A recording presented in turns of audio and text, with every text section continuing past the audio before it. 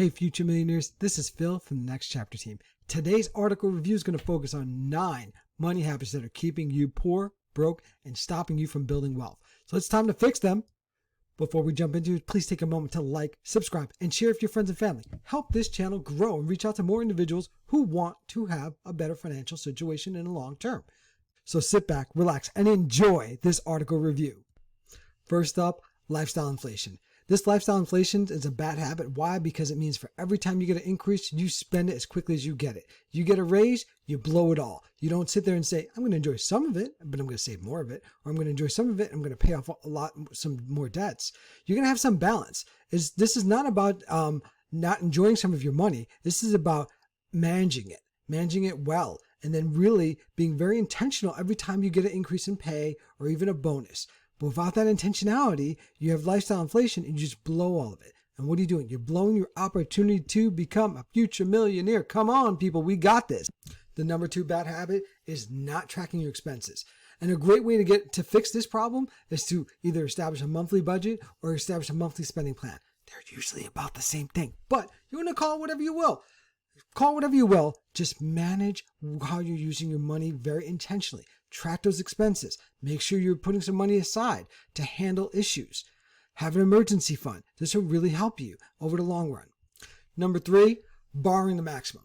Just because you've been given a credit line that is very large does not mean it's a good idea to utilize all of it. Especially when we're talking about personal loans, as an example, a personal line of credit. Why? Because that personal line of credit has a high interest rate, or sometimes it's even a variable interest rate.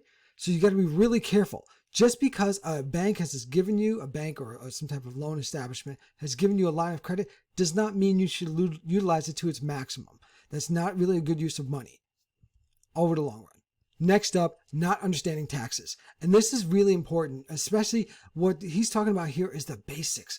Understanding the impact of doing pre-tax savings in a 401k or the impact of doing after-tax savings in a 401k, or just overall the tax impact of having money in an investment account and what happens on an annual basis versus in an IRA, an individual retirement account, and what happens on annual savings.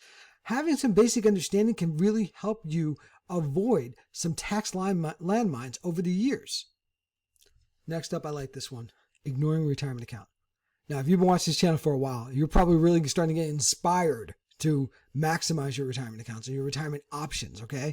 And the article calls out the importance of taking advantage of things like a Roth IRA, a traditional 401k if you have one, or a Roth IRA 401k if you have one. Also, take advantage, if it makes sense for you and your family, to have a HSA, so a healthcare savings account. Again, all of these things are available to everyday people.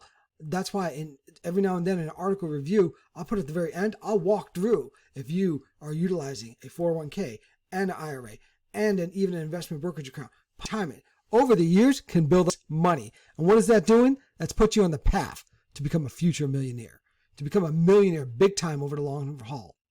Now, the article calls out not having more than one source of income. Now, I don't know if I completely agree with this one, but it is what it is. It's in the article. It calls out that like 65% of millionaires have at least 2 to 3 forms of income streams. Now let's think about this over the long haul. That makes sense if they've been saving and doing it over a period of time. Like, so for example, they got to a position where they were so low in debts that they saved up and put a nice down on a rental property. And that rental property, because they put such a good down payment, was initially positive cash flowing. Then throughout the years, they paid on that rental property and the rental property became debt free or almost debt free. And then what happens then? You have a huge amount of second income, right? That's, the rental income is significantly income to you. Other forms of additional incomes you could have as a part-time job or even online businesses. I always tell people, are there hobbies that you do that you really enjoy that are skilled, that you can sell? You could sell your time in essence, right? You can do these things on the weekends, make an additional income. And you could either sock away half of it and then the rest of it enjoy. You find some balance along the way. Next up, being too cheap. Consistently knowing the difference between being frugal and cheap.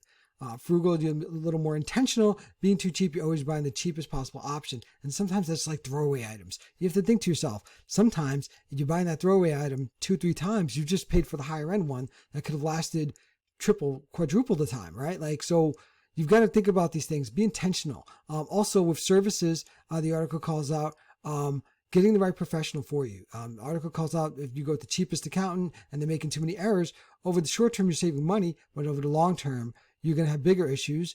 And this usually, I would have to say, would be very applicable to a small business. Be wise in your counsel, they say, right? So be wise in who you have as your professional services around you, because they could either make your life a whole lot easier or make your life a whole lot harder. Next up, the article calls out not planning for the worst. And it's really important to have a big picture understanding of your total financial situation. And then further from there, have an idea of some of the worst things that can occur, especially job loss. And you know how you get in front of that also? If you have a job loss, have an emergency fund.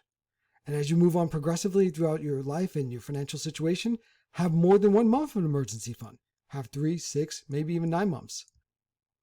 The last one, not having a plan at all. And I have to completely agree. A good financial plan can help you have a good guidance on knowing what you need to do, how much you need to save, and what are your real priorities to achieve your financial goals. And frankly, I got to be real here. You don't stumble on becoming a millionaire. There's a level of intentionality. So if you want to become a millionaire and you want to at least, or just have some basic financial independence and, not really be stressed financially all the time, you've got to be intentional. You've got to have a plan, because that plan gives you enough structure and clarity of what's going on that you could see things earlier, see issues coming earlier. And it's great. By doing that, your stress reduces. You don't get so excited.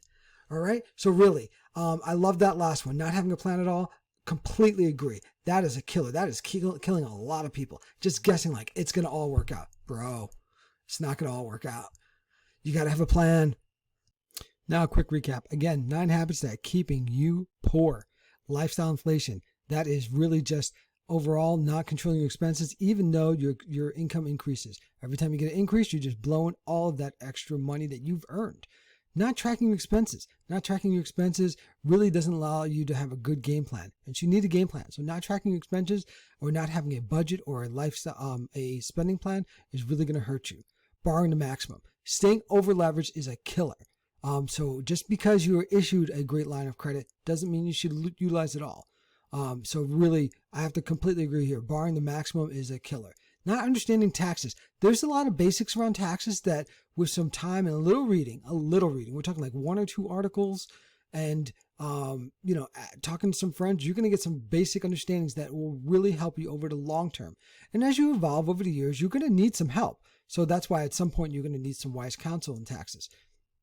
Number 5, paying down credit cards. And I call this one out, not paying down credit card debt, really because it stops you from doing big, beautiful things like doing a Roth IRA, traditional 401k, and even a healthcare savings account. Now let's jump into it. Now let's call it out. A Roth IRA, you have an annual maximum of $7,000 available to you. Currently, traditional 401k and Roth 401k has an annual maximum of $23,000.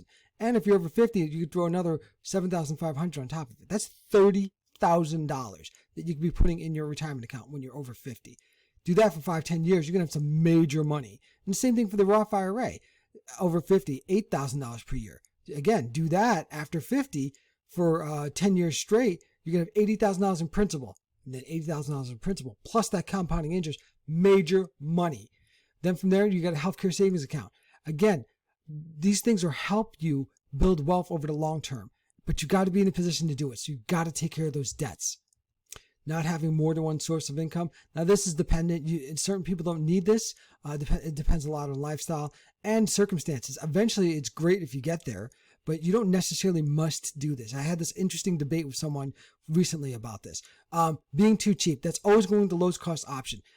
There are things that it does make sense to go to the lowest cost options and things that it doesn't, right? But you've got to really be wise in counsel. That's why I mentioned it earlier. Don't go with the cheapest tax attorney, but do some homework. At some point, you're going to need someone, hopefully, you're going to need some guidance in the tax sector. Number 8, not planning for the worst. Not planning for the worst is a good glean that you probably don't have a good spending plan or a good monthly budget because you're not thinking about what's occurring enough. And then number 9, finally, not having a plan at all. This, I'm sorry to say, if you want to build wealth and you really want to evolve financially, attain some financial independence, you've got to have some level of a plan. You've got to have some level of a budget and realize Just because you did your month one budget or spending plan is going to evolve over time because you're going to learn more about your life as you're tracking it, and it's going to become better and better and better. And then what are you going to do over the long term? Become a future millionaire. Thank you so much for this article, your time. Please enjoy and see you in the next video. Hey, thanks for staying to the end. This video is brought to you by the Next Chapter team. If you enjoyed the video, please take a moment to hit that like button, drop a comment, subscribe, share with your friends and family. This will help the channel reach out to more individuals just like you. We offer one-on-one coaching where we work with people and small businesses to determine a clear path to achieving their financial goals. This includes things like budgeting to reduce debts, planning for big purchases, and even learning how to build wealth with the tools that you have readily available to you. So please see our link below to schedule a free 30-minute call with our team to talk through coaching and understanding your current financial situation. Also, check out some of our affiliate links below for a high yield savings account. This is a great place to put your money when you're saving up for those big purchases and your emergency fund. Check out some of our videos right here. And please enjoy and see you in the next video.